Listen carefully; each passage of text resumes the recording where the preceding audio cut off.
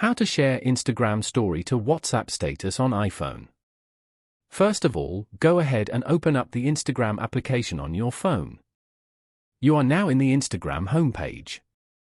Here, you can view posts from friends and pages that you follow. Now, go to the top left corner and tap on your story. Then, select Add to Story. From here, choose the photo or video that you want to add as your story from your library. And then, tap on your story below. You have now successfully posted this story. Now, open your story again. If you want to share this story to another platform, then tap on the send icon as shown. You can find all the sharing options available over here.